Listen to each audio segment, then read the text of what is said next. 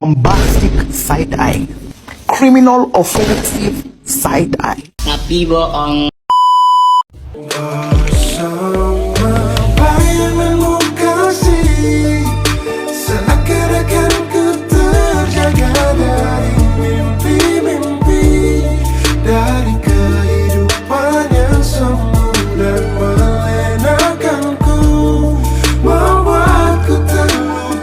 Halo semuanya, perkenalkan nama saya Octaviana Pasaribu dengan NIM 2310521012. Saya dari program studi Teknologi Industri Pertanian, Fakultas Teknologi Pertanian Universitas Udayana.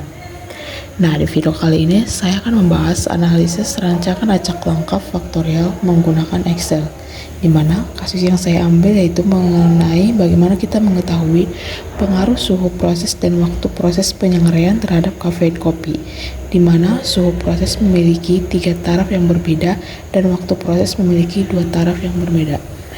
Nah, di sini sudah tersedia di dalam tabel sudah tersedia data di mana kita pertama akan mencari jumlahnya. Nah, untuk mencari jumlah yang di sini kita hanya menjumlahkan yaitu ulangan 1 dan ulangan perulangan 2, di mana kita akan mendapatkan hasilnya sebagai berikut: 4,413. Rumusnya itu yang menggunakan sama dengan sum seperti yang sudah terlihat di sini. Kita tinggal memblok ulangan 1 dan ulangan 2 lalu kita enterkan. Nanti saya akan berikan contohnya, yaudah seperti yaitu saya akan berikan contohnya. Terus sama dengan sum buka kurung lalu kita blok yang ini, kemudian kita tutup kurung lalu kita enter. Begitupun berikutnya, nanti kita hanya tinggal mendraft saja sampai di A2B3. Nah, untuk mencari rata-ratanya kita menggunakan rumus sama dengan average, kita menggunakan sama dengan average lalu kita blok yang ini, kemudian kita enter. Begitu juga kita lakukan untuk sampai ke A2 dan B3. Nah, untuk mencari jumlah yang ini kita hanya perlu menjumlahkan dari A1 B1 sampai A2 B3. Begitu juga selanjutnya sampai ke jumlah reratanya. Untuk rerata yang di sini juga sama, kita hanya menggunakan rumus sama dengan average lalu kita blok dari ulangan A1 B1 sampai A2 B3, kemudian kita enter. Kemudian kita akan mencari tabel 2 arahnya, yaitu kita memasukkan di sini B1, di sini A1. Di sini kita buat perlakuannya dan di sini perulangannya. Nah, kita akan memasukkan yaitu A1 B1 yaitu yang ini. Kita hanya menyalinnya saja langsung ke sini. Kemudian untuk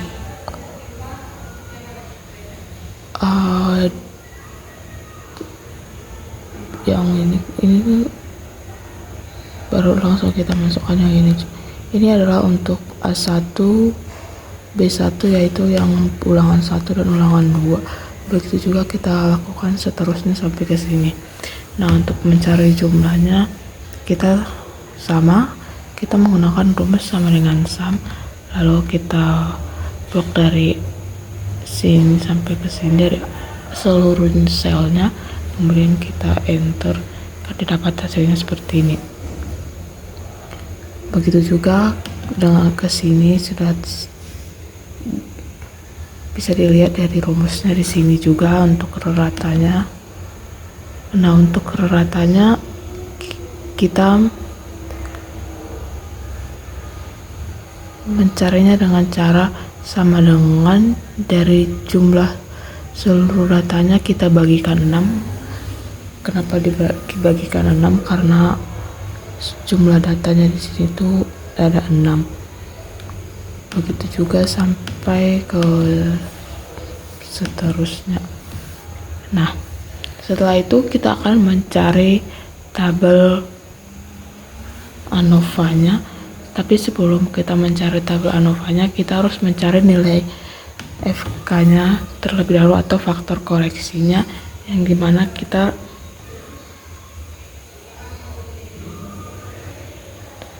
mencari nilai FK-nya itu yaitu dari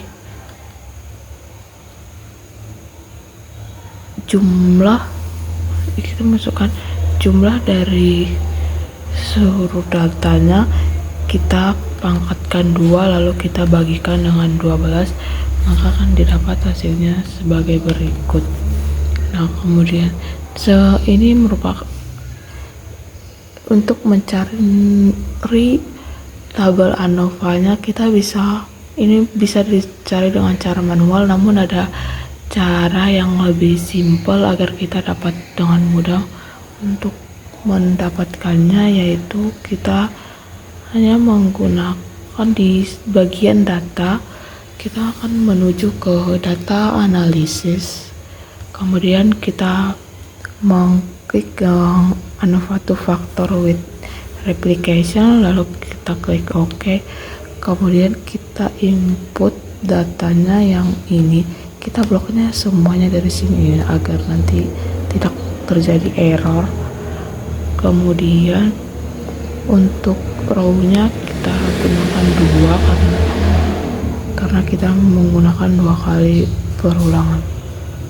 Nah, untuk outputnya kita bisa memilih di mana. Ini saya tadi memilihnya sudah di sini, tapi sebagai contoh kita buat di sini. Lalu kita klik enter, kita klik OK. Nah, ini dia. Nah, begitu juga. Nah di sini kita berikan nilai FK, SK-nya.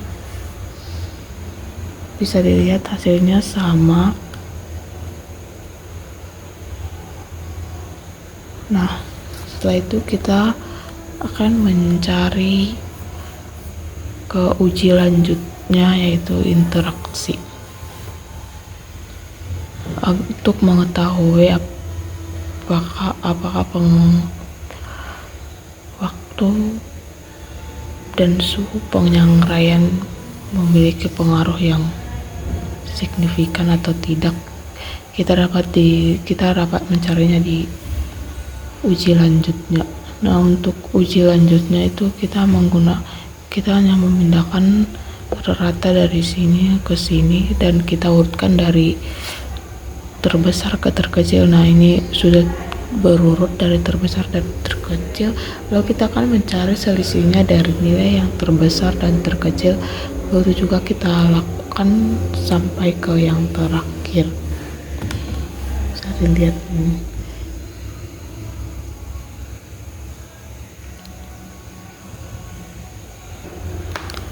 Nah, untuk mendapatkan penotasian seperti ini, agar kita dapat mencari kesimpulannya, kita perlu mencari nilai SY terlebih dahulu, yaitu dimana kita dapat mencari nilai SY dari Katenggalat kita bagi 2.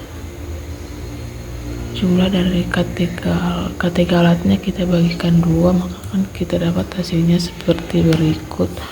Nah, kemudian kita akan mencari JND-nya. Nah, untuk yang ini tuh kita bisa mencarinya di buku, sudah tertera, dan ini juga sudah dari buku. Nah, untuk mencari ini kita perlu mengalihkan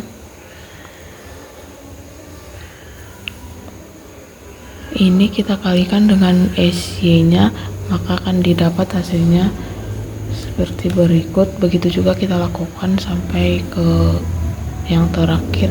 Ini juga sama, kita hanya perlu mengalihkan yang ini dengan SY-nya, maka kita dapatkan hasilnya seperti ini.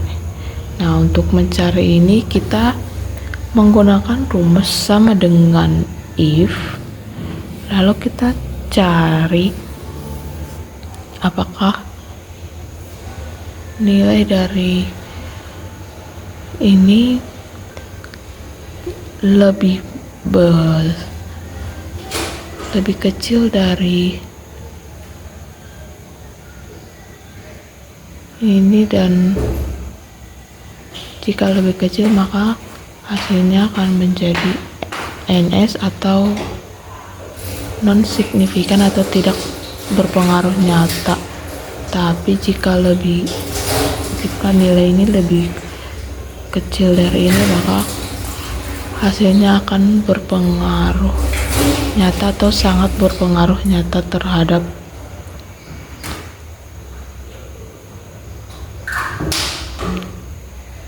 rata-ratanya. Lalu kita hanya tinggalkan mengenter. Nah, di sini sudah kita peroleh datanya itu bahwa datanya itu berpengaruh sangat nyata.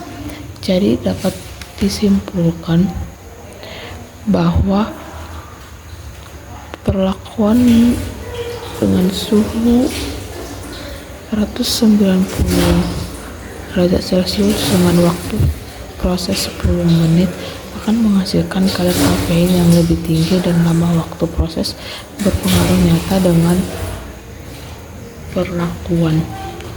Jadi dapat kita simpulkan bahwa suhu proses sangat berpengaruh terhadap lama proses dalam penyampaian terhadap kadar kafein kopi. Sekian yang dapat saya sampaikan. Apabila masih ada kesalahan mohon dimaklumi. Sekian dan terima kasih.